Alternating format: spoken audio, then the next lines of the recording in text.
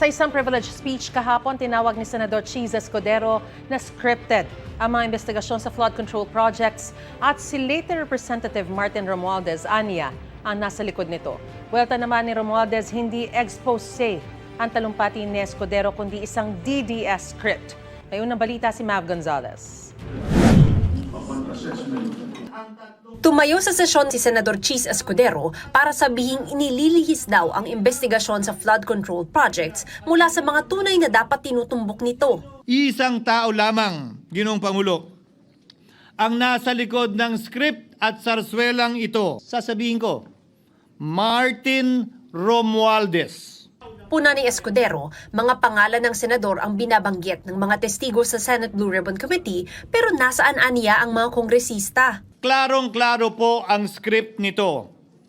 Ipitin ang tatlong dating DPWH officials, pakantahin sa kanila, mema banggit lang na senador, habang pinagtatakpan ang mga congressman na tunay na kasabwat nila. Kapanipaniwala ba na wala silang kinausap na kahit isang congressman nakaupo na totoong may hawak ng mga distrito?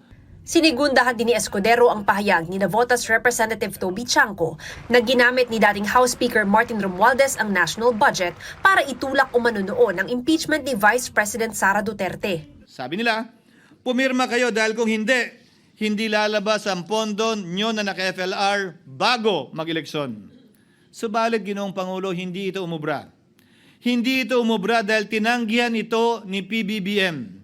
Sinabi niyang walang ganyang uri ng usapan at sinabi niyang hindi niya gagawin yon.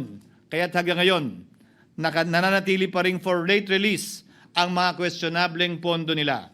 Puna pa ni Escudero, Nagkataon lang ba, Ginoong Pangulo, na ang mga nakaupong senador na dinidiinan sa ngayon bumoto kontra sa depektibong impeachment ni Vice President Duterte o talagang tinumbok lang kami?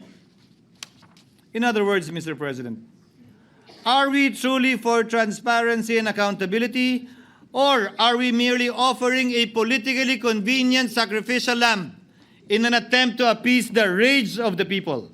kaya hiling niya, imbestigahan lahat ng nabanggit na personalidad, hindi yung pinagdidiskitahang mga senador lang.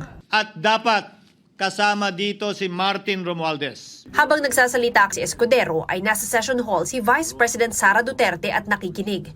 Sagot naman ni Romualdez, hindi expose kundi isang DDS script ang talumpati ni Escudero.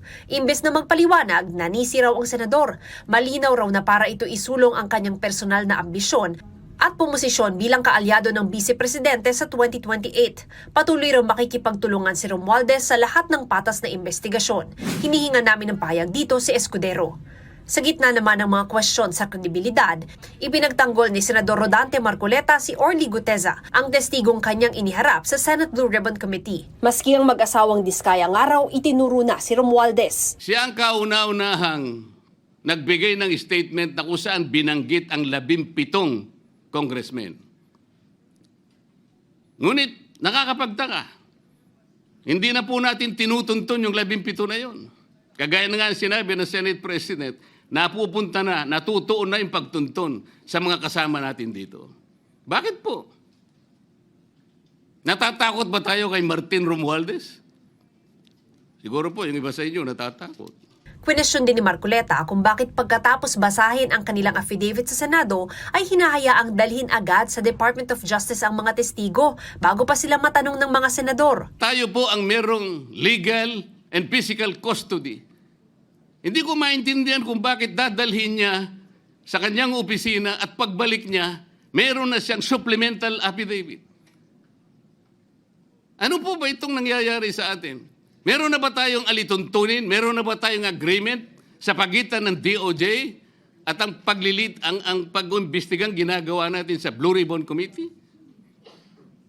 Hindi ko na po maintindihan kung ang Blue Ribbon Committee is the investigative arm of the Department of Justice. Nasaan na po ang separation of powers? Ito ang unang balita. Mav Gonzalez para sa GMA Integrated News. Gusto mo bang mauna sa mga balita?